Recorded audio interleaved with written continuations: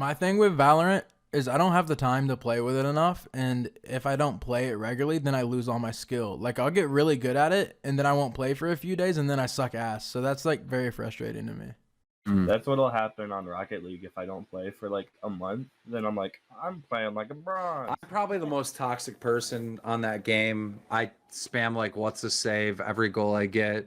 If my teammate fucks up and misses a save, I spam what's a save at him. I have a lot of problems with my teammates. Like it's an ever-going battle, and I lose a lot of games because of that. Sounds like League. It's definitely one of those games where like you have to have that rhythm and connection with your teammate. If they're bad, I try to make them rage quit. I start hitting them awesome. and running into them, pushing them in our own net, fuck with them for like half the match, and then I'll like go try hard and like try to win. And if we get up ahead, like when there's like seconds left on the clock, I'll start fucking with them again to give them a sense of false hope. Torture people in that game.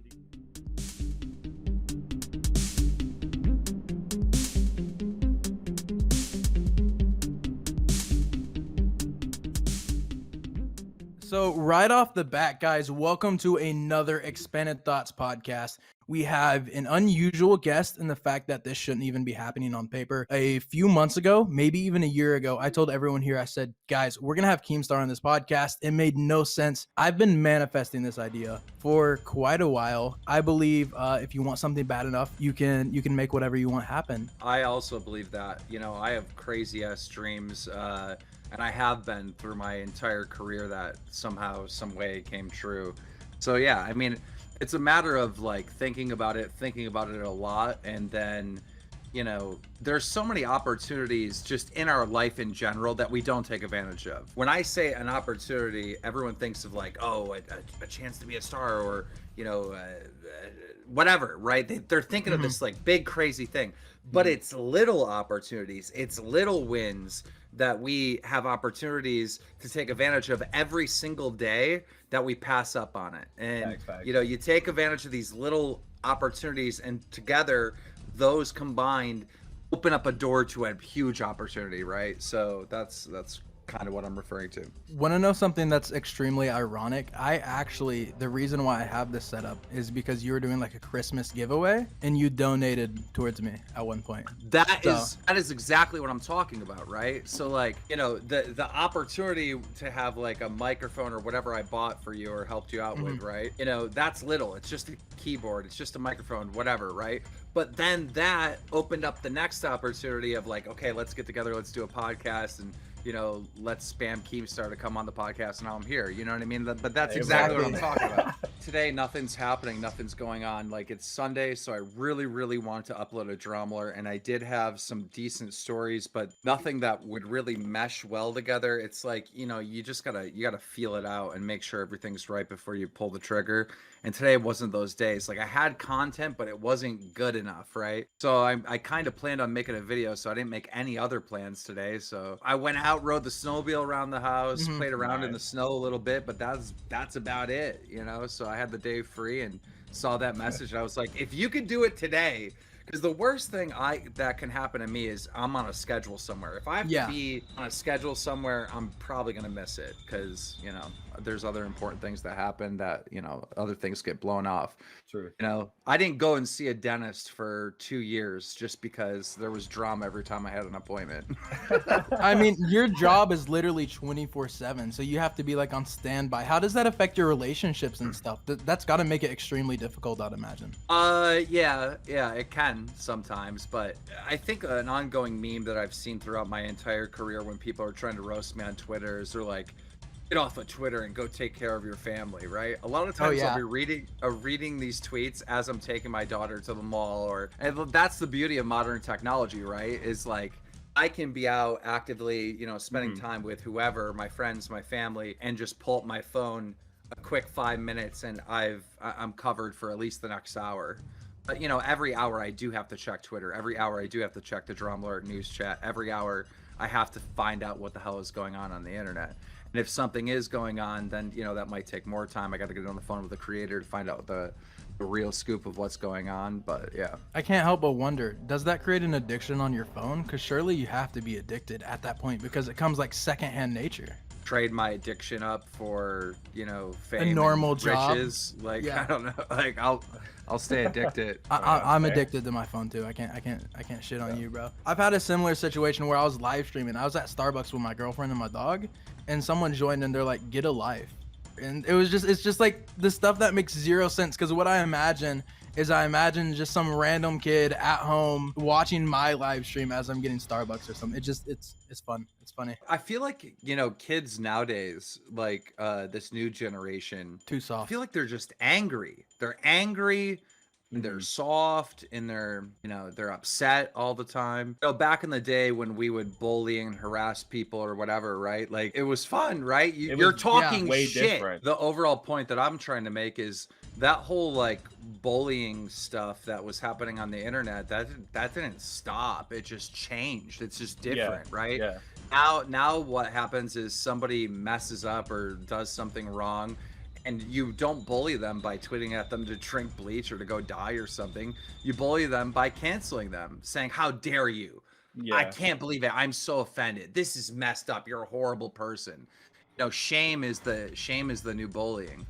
So nothing's really changed. It's just it's not fun. Bullying used to be fun. There used to be comedy. There used to be roast. There used to be a joke. And now it's just everybody's angry. Everyone's offended. Everyone's sad. And, you know, everyone is really hurt that somebody said something online to hurt their feelings. And I'm from a time where I really don't give a fuck about your feelings. I still don't care, you know? That's why I've I watched you don't for care. years and years. Yeah.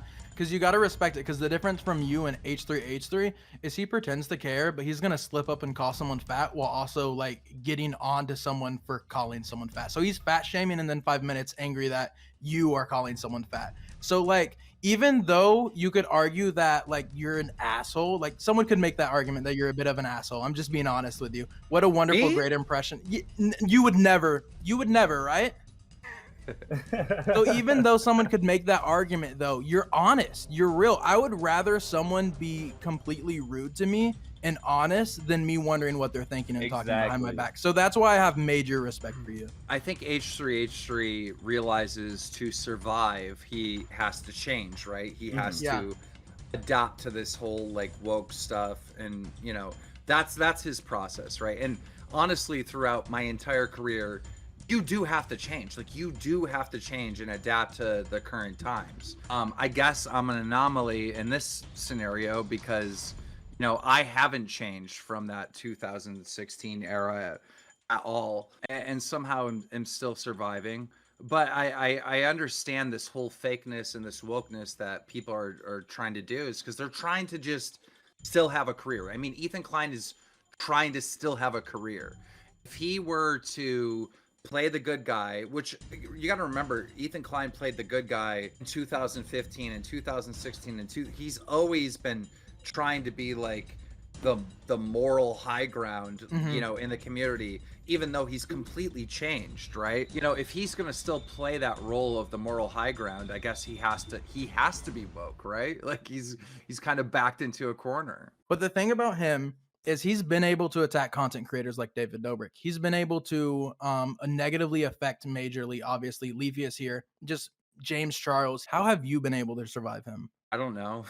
I don't know. I mean, Like, that's fair. well, I mean, I guess there's Built no different. like there's no dishonesty with me, right? Like there's no like I like James Charles, David Dobrik are people that you know pretended to be really good guys. Like in James Charles' case, right? He was always like super woke and all this other stuff. And H3 is going at him, or I'm going at him, or anyone's going at him saying, dude, why are you texting these minors, right? You're looking at a wolf with James Charles. With David Dobrik, this guy's handing out cash. He's giving people Teslas. Like this is the good guy, right? Yeah. And so to see this other side of it, which I think was grossly exaggerated by Ethan Klein and Trisha. Yeah, of course. Trisha obviously wanted revenge or whatever, right? But to see this other side of David Dobrik, again, it's a mask off situation.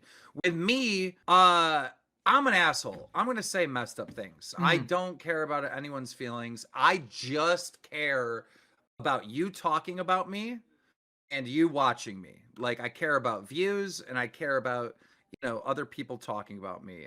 You can say negative things, you can say positive things, but I please keep talking about me. Like that's that's Fair what enough. is important to me. So I think that's probably why. Also, I think my show is just good, right? Like I think so as if well. you look at drama alerts from like I don't know, like 2014, 2015, then you look at them in the 16 to year Hmm. 17, it's like you can see how practice makes perfect, right? Like I've been doing the show for such a long time. I'm at the point now where it's just I got the thing down pack, right? Like you look at a 10-minute video I upload and I'm getting 7-minute and 30-second watch time on a 10-minute video on average. It's like it's really, really good. Like people are Yeah. not clicking Yeah. off. And so I've been able to perfect my show to the point where even if I'm going to talk about some TikToker or something that most of my audience doesn't care enough Hmm. about, I'm going to make it interesting enough for them not to click off the video and to True. tune in and to keep watching. What is your day-to-day life other than check in for stories and stuff? Like, what do you do on your off time? Like you mentioned your snowmobile, going out just chilling. Uh, What other stuff do you do? Like, what do you do for fun and stuff? well, a normal day to day is me waking up, instantly checking for news, checking Hmm. Twitter, responding to. I'd say on an average day, I'll probably end that day by talking to at least 20 different creators, right? Crazy.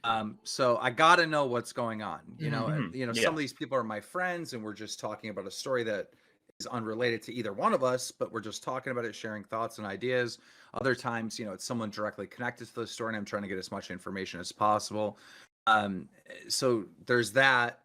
There's also meetings with my team and some of the projects that we're doing outside of Drumler and outside of Hmm. YouTube, and a lot of stuff that takes a lot of time. There's also meetings with brands, etc.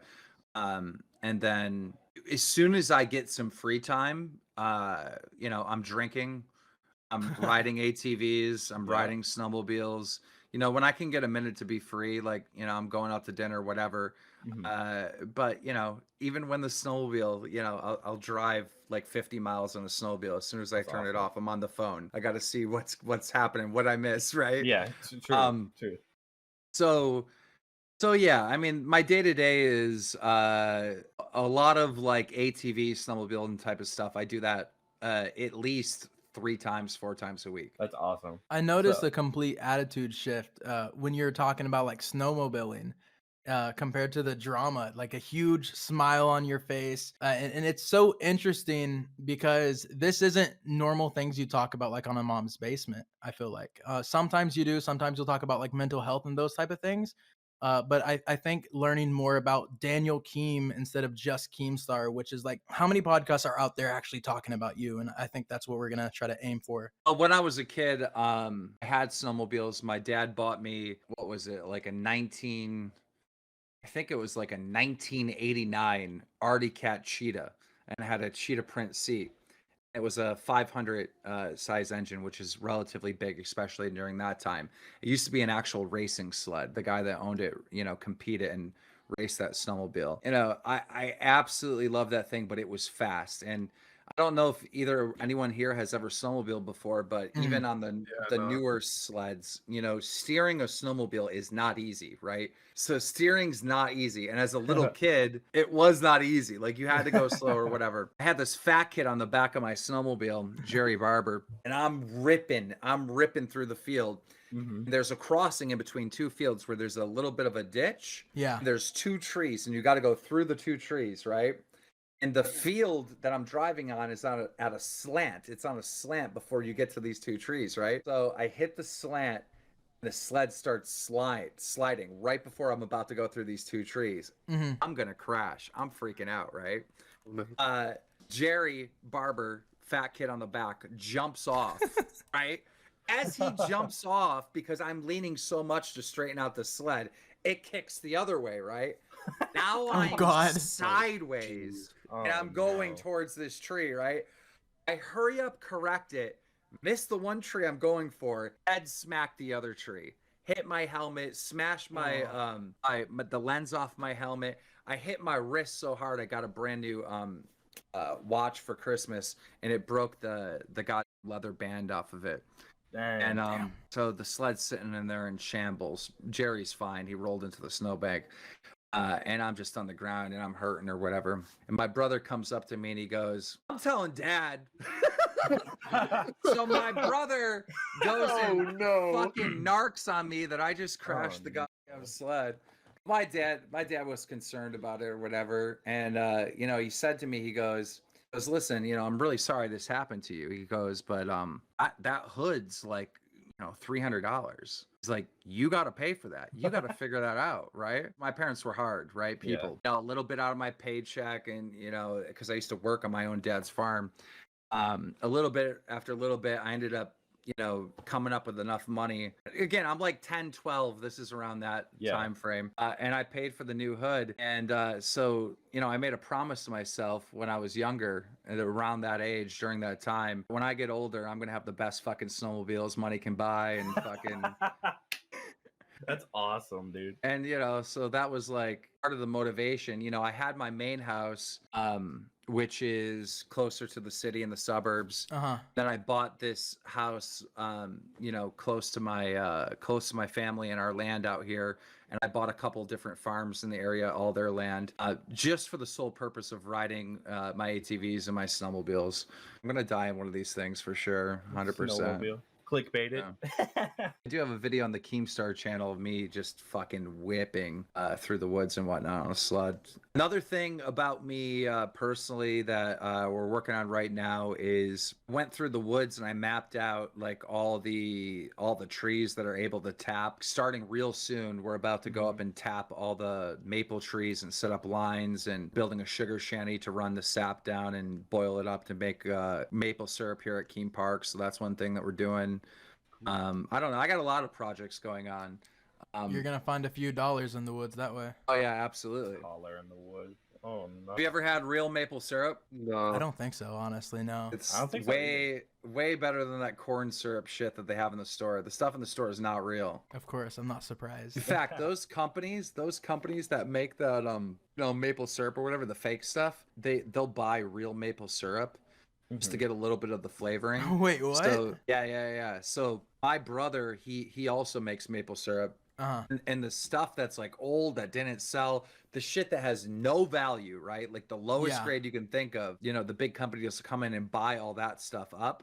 Because what they do is they take like a little bit of it and they put a little bit of the real maple syrup in the fake syrup to try to get that flavor and get that taste. So Keem Park, if I'm not mistaken, isn't that supposed to be like a YouTube museum type of thing?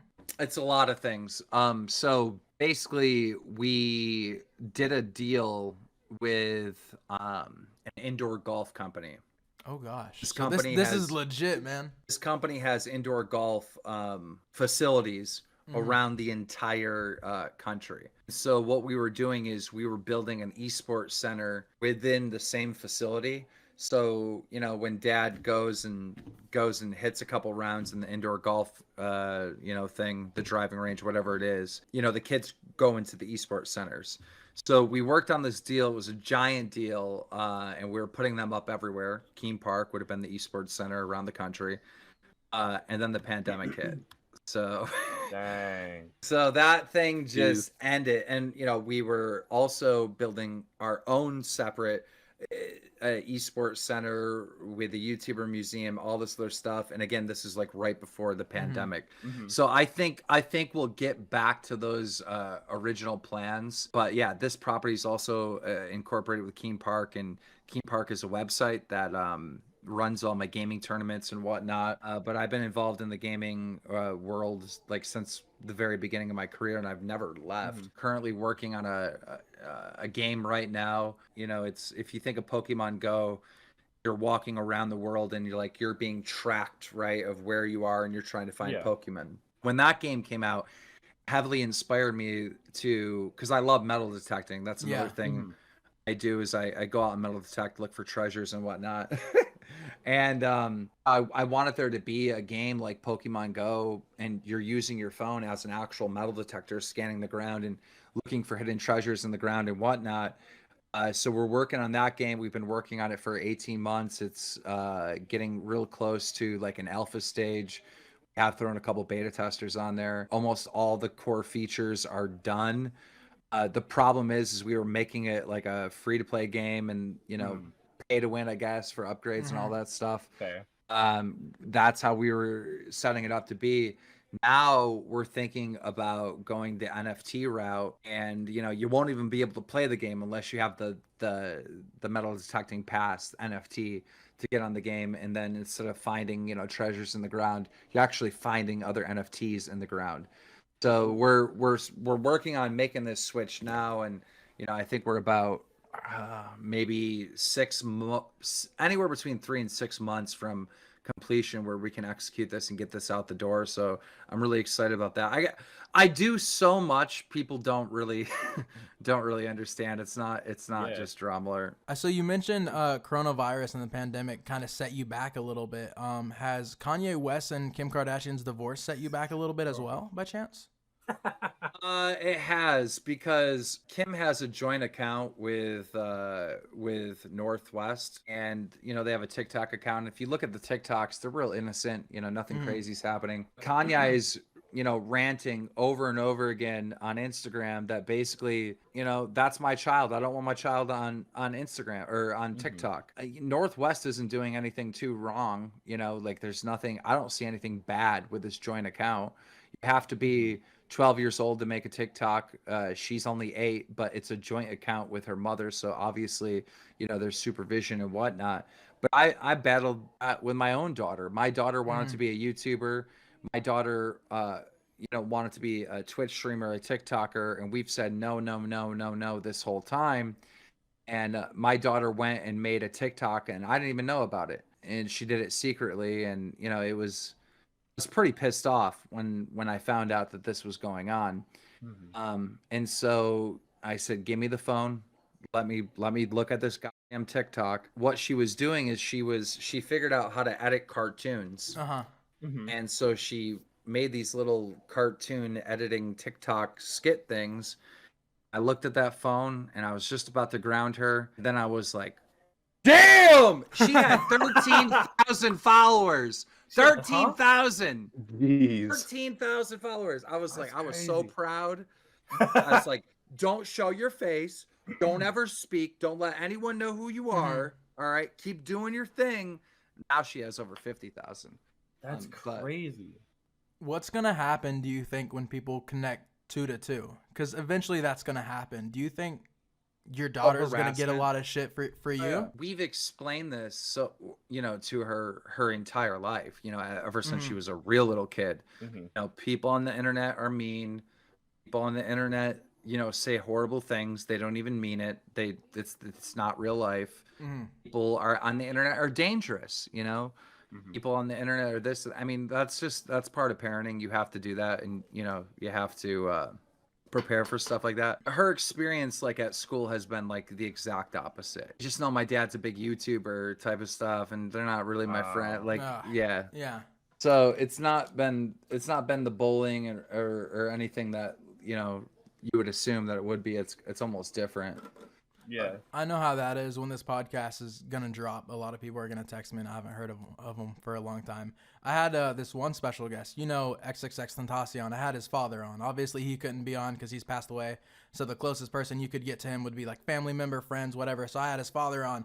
The moment that podcast dropped, all of a sudden, people I haven't heard from in so long was like, yo, want to hang out? I'm like, yeah, same on my side. All right, guys, I'm excited to interrupt this episode with completely useless information that's going to upset you and frustrate you if you do not care about expanded thoughts. Now, if you do care about the podcast, we're going to be having a Q&A extremely soon. So if you're on the YouTube video of this, I want you to leave a comment down below asking any of the hosts a question or multiple questions. Anyways, now we're going to let Cade ask some rapid fire questions. Even though we call them rapid fire questions, we like to take our time. What is your biggest pet peeve? Hairstylist with bad haircuts. I thought you were going to say heroin, but that makes more sense. Heroin's also. You ever go into a barber shop or a hairstylist shop or just peer in? The hairstylist has the worst haircut ever. Like some weird like. No, you're supposed to answer real fast, and that's what I came up with right away. But if I'm gonna be honest, it's slow drivers. Like I cannot stand Slow it. Like drivers. I'm the biggest road rager in the world, bro. If you're not going the speed limit, even the speed limit pisses me off because, bro, we're not getting a ticket. If the speed limit is 55, we're not getting a ticket at going 60. Go 60. Just go 60. I hate people that are slow. I can't fucking stand it anywhere. Like I really feel I take it personal. Like they're personally fucking with me by going slow. Like I feel it's like so that all the time. there's no logic behind any of my thought processes when I get behind someone that's slow, bro. I just instantly hate them and wish them the worst. I would love to Same. hear some of the roast you're just throwing at them while you're raging behind the wheel. Here's the other thing about fucking drivers, right? You're driving behind somebody, right? And they're turning, right? Instead of just like, you know, you slow down to like 20 miles an hour, you make the turn of, you know, you going where you're going in. They come to a complete stop and you're behind them. So now you have to stop. And then they start doing one of these things. Oh no. Go in. It's like, you motherfucker, like what? Like you can turn, you could just turn and drive. You can make that turn so easy. Yo, you're not in an SUV. You're not in some tall, big yellow bus that's gonna flip over because you took the turn too fast. Like, what is this stupid shit? Fucking, I can't stand that. The only time I drive slow is when it's like horrible weather. And when I'm driving at that speed, I'm like, oh my God, is this what we're supposed to do? What? I love when there's horrible weather and Oh, the God. roads are in bad conditions because then I can pass them. People are going so slow. I don't even think about it. I just go right past them. All right. My car skids so quick. It's a 2002 Honda Accord. You take care of it. It works really good. I'll be honest. So you got the kinda e-brake. static a little bit. Yeah. The e-brake. Yeah. So when you get snow on the ground, you hit the turn, you fucking whip that. That's what we used to do. You're gonna make us lose a host. You got snow on the ground, right? Yeah. Okay. Go to, because I don't know where you live, but go to like a store, like a Walmart or something, right? Obviously the parking lot's gonna be packed or whatever, but you go to the back, right? You're gonna see huge snow banks because the plows are back there pushing it, right? And if there's still snow like on the actual like ground there, if it's compact down, get whipping and just pull that e-brake and just do donuts and donuts and donuts. You're not gonna crash. Nothing bad's gonna happen. It's gonna be so much fun. That's what you gotta do, bro. Keemstar, your lawyer is calling you. I'm kidding. I'm gonna get a text from Locke, and it's gonna be like, "Dude, I almost died." I'm gonna be like, Nah, man. If it's a big parking lot, you're good. I see people do that shit all the time. I know, but you're gonna text me one day, and you're gonna like hype it up. You're gonna be like, "Dude, it was so much fun. I was sliding around the place," and I'll be like, "Why?" And you're gonna be like, "Keemstar told me to do it." I'm thinking about going in a derby race and just like fucking up my car on purpose at this point, like driving it backwards and just seeing how bad I can mess it up. Speaking of your car, dude, your car's gonna break down before it gets do that there. with my car. It broke 5 times last month. It was fun. Let's get back on the questions, just because I do have a lot of questions, and we can conversate about it. But complete flip side, what is your annoying habit? Rage, you know, road rage. Road rage? I mean, hey, hand in hand, really. Or I say right. I don't know where I got this from, but when I'm telling a story, when I'm talking about anything, I keep saying the word right, and I can't get myself to stop saying it. I don't know where the fuck this came from, right? I did that on purpose. Okay, it's a filler word. It's a filler word. Right? Just get a wait. right Just wait till it's like spin and people are like, Keemstar is trying to signal his right community through these hidden messages. Oh my. I What is one thing you would like to be remembered about you? have no idea. I don't really think about that. I guess I do want to be remembered, right? I do want to be remembered. I feel like, you know, it's not too cocky for me to say that I did something, right? And on the internet and in this world, right? So I do want to be remembered. I just don't know what for. You know, cancel a lot of bad guys or remove a lot of bad guys from our community that were doing harm to kids or whoever. I also put some of these fuckers in jail. Like I actively put them in jail. Yeah. So I guess if I can be remembered for making the community a safer place for its viewers, that would be amazing. And no one will ever give me that credit, but I have done that. That is We'll give like you the credit. actual factually truth. I'll try Okay. to I'll try to trend hashtag pedos are over party hashtag things. What is your favorite song to date? Like, if you go on your Apple Music, Spotify, like, what is that one song that you're like, I love this song? Sitting by the Dock of the Bay by Otis Reddit. What is your favorite holiday? I'd say Halloween. Halloween. What is your biggest fear? Being alone in open water. Mm-hmm. Obviously, spiders, snakes, shit like that. Like I'm scared of normal stuff like normal people are. Yeah. When I think of something that like really just like haunts me, it's me being in water, not being able to touch the ground and not seeing any land or boat or anything. The idea of that is so fucking terrifying to me. And I don't know where it comes from, but yeah, that's my biggest fear. What song would be your theme song in life? Like Dollar in the Woods, probably. Dollar in the Woods. Yeah. What is a body part that you wouldn't mind losing? Probably a toe. Yeah. No, maybe a finger. Say a finger. Probably a finger. Do you have a choice of which finger? Probably lose a pinky, no problem. As long as you have your thumb, you're good. We might have already covered this, but unless you have a different answer, what's the dumbest way you've been injured? I threw a full bottle of Pepsi at this kid driving. We're driving down the car. He's riding his bike. Tagged him with a full bottle of Pepsi. Don't even know this kid. He was picking up my friend Dustin's girlfriend, right? So Dustin pulls in his girlfriend's house. The kid that I just hit with the bottle rides his bike next door. Oh god. And there's all these kids sitting on the porch. Like, these two houses were right next to each other. That's like a cartoon or a TV show. You're like, that doesn't happen. Yeah, it literally So I go, oh fuck, I gotta fight someone now, right? This is what I'm thinking. I open up the car. He goes, why'd you fucking hit me in the butt? I go, man, dude, it was an accident. I threw it out. You were there. Whatever, right? Muscle spasm. So he goes, no, fuck you, bro. Like, that's fuck you shit. So the guys start getting fucking up on the porch, right? Dude, a lot of this fight stuff is, it's just about punking the other person out. So Yeah. I run over into their yard. I'm like, let's go. Who wants it? One-on-one. Who wants it? Who wants to fucking go? Who wants it? But he does shit, right? So we go and grab Dustin's girlfriend. We go in the house. We're leaving. They're all staring. As I'm leaving. I'm like, I'm going up to Case Lake. I'm going up to fucking Case Lake. If you guys find the balls, catch me up at Case Lake. Oh, you get there, you have to walk through this giant field, and then you have to swim across the lake to get to the swing. What the hell? Because we're all going to the swing, right? We're already like through this field, right? Which is a good, I don't know, at least 7-minute walk through a field, like a hay field. All right, we're at the lake, taking off our clothes. We're getting ready to swim across to get on the rope swing. 1, 2, 3, 4 cars pull in.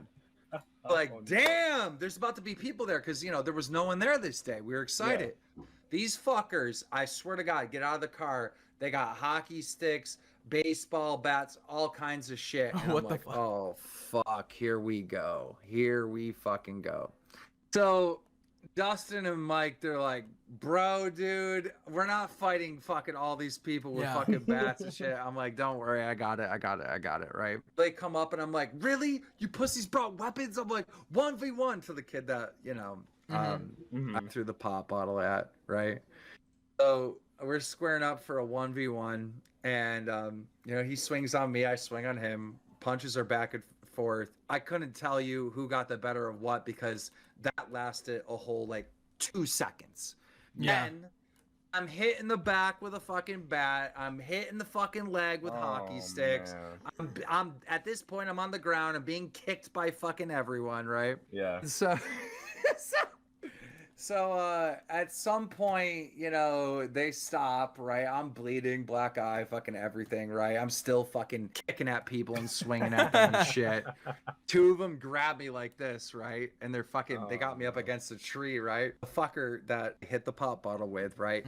Pulls out a fucking knife, like a little knife too, like, Okay. or like a jackknife or whatever that people have in their pocket, like he pulls out this fucking knife, right? And I'm like, dude, you're not gonna fucking stab me. He's like, say fucking sorry, say sorry. And I got blood running down my face, right? So I spit blood at this fucking kid. Oh, go, fuck you. So he takes the knife and he like he doesn't push it where he's stabbing me, Yeah. but he's like, say sorry. I'm like, fine, fucking sorry, fuck you, da da da type of shit. That was probably the stupidest injury I've ever received in my life. It was all my fault, literally all my fault. It doesn't end there. All right. So then It's not over? then they're like, yeah, never come to Frankenville again, right? Like, so, you know, they're fucking laughing or whatever. They get a couple kicks on me, you know, they're walking away. I don't know what the fuck is running through my mind. I am the stupidest motherfucker in the world, right? They get about 50 yards in this field. I run at them and fucking go up, and they hear me fucking coming, right? So there's like Yeah. no surprise. I can barely fucking see. And as I'm getting up to go punch the fucking kid, you know, again, this is the kid that I hit with the pop in the first place, right? As I'm going up to punch him, someone else fucking just bam right on my fucking leg with a hockey stick. Oh. I do nothing that time. I'm just down fucking holding my legs. They get a couple more kicks and it's just fucking, I got really, really fucked up. That's the worst I've ever got fucked up in a fight. But yeah. What did your parents think when you went home? Nothing. I was a bad kid. They were just like, They were just like, this again. like, what happened to you? I'm like, I got to fight with some friends. You know, I don't know. I had to walk across my graduation stage with a fucking black eye. That's awesome, actually. I got one more question for you. I don't think it's going to be as fun, but if you had one superpower and only one, what would it be and why would you have it? Visible. I would want to be invisible, and here's why. I would rob everybody. I would steal everything. I would steal everything. Right? A lot of people, when they get this question, right, they're like, oh, I would like to fly. Really? You can't do much with flying, bro. And you do know how fucking cold it is up there?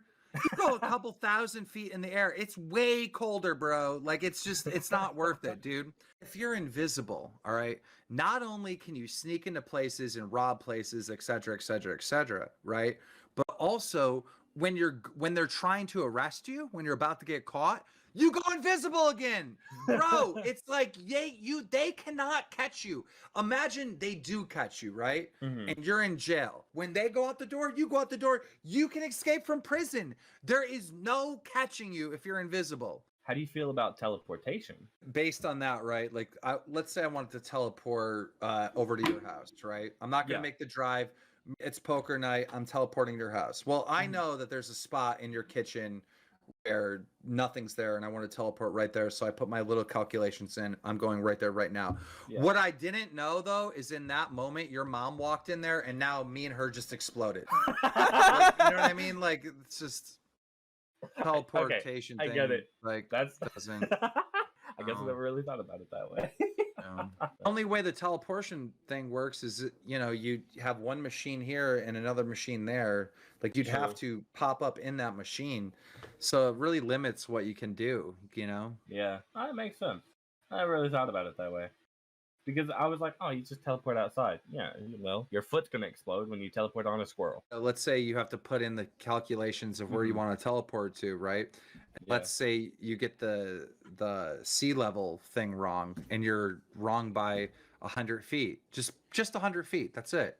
Yeah. You're 100 feet in the air. You're dead, bro. You're hitting the ground. You're dying. Yeah. You're 100 feet in the ground. You're buried alive. Like, you just have one little calculation wrong. You're fucked. If you're invisible, bro, it's just pure freedom. And for someone who's doing drama alert, I'm sure you'd be abusing the hell out of that. I don't know if I'd do drama alert anymore. I'd be too busy, like, treasure hunting. You wouldn't need to, really. What I would do is I would rob everybody, like, get a lot of treasures, put them all in one room, and then I would make a YouTube video. Then I would upload it, right? And so then obviously, like, the feds or whatever, like, they would come and they would find the room, seize the stuff, and try to get it back to its owners. While they were doing all that, my next video would be a different horde of stuff. Like, that's the type of content I would make. Historic trolling. That's awesome. I never really thought about it that way. I don't want to teleport anymore. That's all I'm saying. I mean, just a second to, like, think deeper into that. Like, think of it as this: like, when you're teleporting, you're not really moving to that place. You're basically getting dematerialized, and, like, you're just being rematerialized in a different spot. Yeah. I enjoy your stories. I can't help but wonder, what's something that shaped you the most, do you think? What makes you you? What made you you? Was there like a moment in life where it's like, oh shit? My mom talked a lot of shit. Like my mom was like number one like shit talker, like just constantly would like roast the ever living fuck out of me and pretty much anyone, right? And so, it was never, well, I can't say it was never done maliciously, but most of the time it was just like how you talk. Like that's how you Yeah. talk to someone Yeah. is by talking shit, right? Yeah. Like one thing that my mom used to always do, and I used to always catch her on it, is that she'd be like, "Get over here!" or "I can't believe you dropped that bowl, you little son of a bitch." And I'd be like, "Mom, you just called yourself a bitch." Like, but my mom was funny, but she was a shit talker, and she would have me in fucking tears, just laughing at some of the shit coming out of her fucking mouth. So that was a lot of it, right? Like there wasn't really a lot of room in my family growing up for like feelings and shit. Like it was like it had to be hard, right? And I was raised by farmers, right? So it's like, if you didn't work, you were a fucking loser, right? Yeah.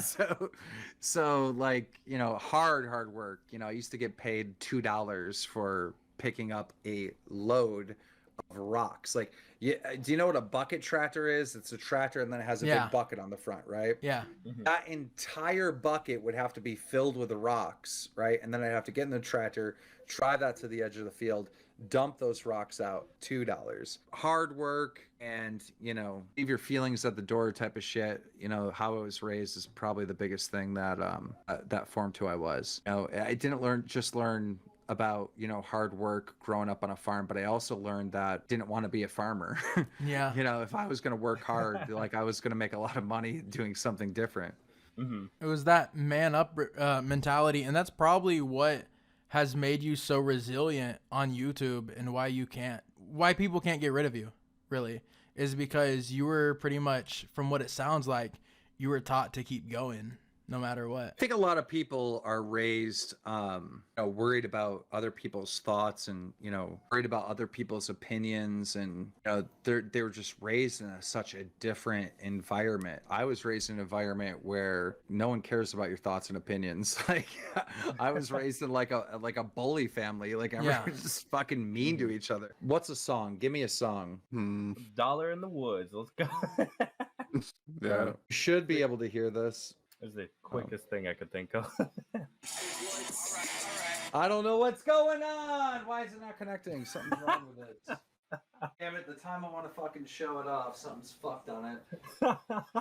Okay, cool, bro. Or last time I took my car to the mechanic, they're like, "What's the issue?" And I'm like, "I swear to God, there's an issue. I'm not coming here for fun. I don't come in here because I like your face. Like, there's an actual issue with my car." They're like, "We don't see anything wrong with it." I'm like, "Oh my God." Yesterday, I was playing Undertale. Not yesterday, but the other day I was playing Undertale. I yanked my headphones off. My headphones cord, it's a fucking mess, honestly. It's wrapped around my PC monitor. My PC monitor fell, which then knocked over my microphone, which knocked over my iPad and broke my iPad. But your iPad's the only thing broke? In my heart, but we out here. In my heart. We'll call it a dub for not breaking the computer. I know, right? I was surprised the monitor didn't break. Definitely a dub. I'm just glad I was streaming it, even though It's gonna work now. Like right before we recorded, I was moving my desk and I literally broke my L desk. Yo, I'm about to burn down this house. Are you fucking ready? Are you ready? I'm about to spill fucking bars. Like North Korea. Diarrhea. Oh, I'm about to nuke the whole city like North Korea. Oh, I mixed it up. Knocked it out. Ooh.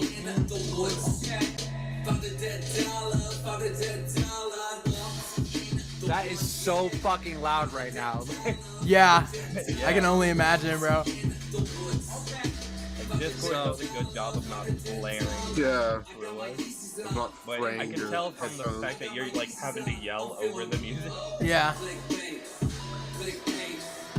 Yeah, I unironically listened to that song yesterday, and I was like, Dollar in the Woods? yeah. Oh. I was like, It's crazy. I'll meet a fan and they'll be like, "Walked in the woods," and I'll be like, "Dude, what? Really?" Like, Yeah, It's like awkward to me because it's like I don't really think about it. I made it on vinyl and it sold out like that. really Made records of it, yeah, That's a awesome. year ago or something. But that's all the time I have. I gotta go watch my show, boys. Yeah, for sure. All right. Thank I you so much appreciate you. for I appreciate popping you. in. I was trying to see how long we could keep you, man. You know, the fact you even looked our way is ridiculous because we're small as hell. On paper, this shouldn't be happening. So I appreciate you. I've listened to every Mom's Basement. I've been watching, all the drama alerts for years and years and years. So I just really love what you're doing, and I'm Here's glad to have one you on word here, of man. advice that I would give you, is to look in the comment section of this video and some of your other videos, and while you're small right now, like try to remember those people in the comments in your fan base, because at some point, if you're successful like I was or whatever, it's just going to be a lot of people, and you're going to kind of lose that intimate relationship that you have with your fans. I still remember like the first like 50 people that subbed to my channel on the very first day in January of 2009. I know those people. I fucking remember their names.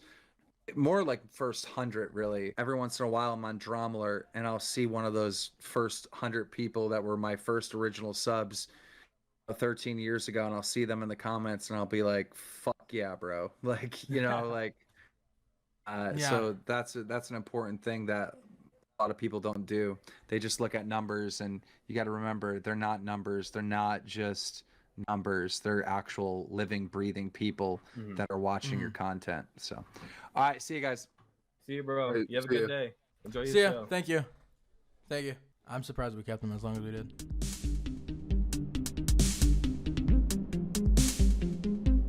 I mean, if you're hating on me and you're not funny, then I just come to the conclusion that person is not happy. That person is sad.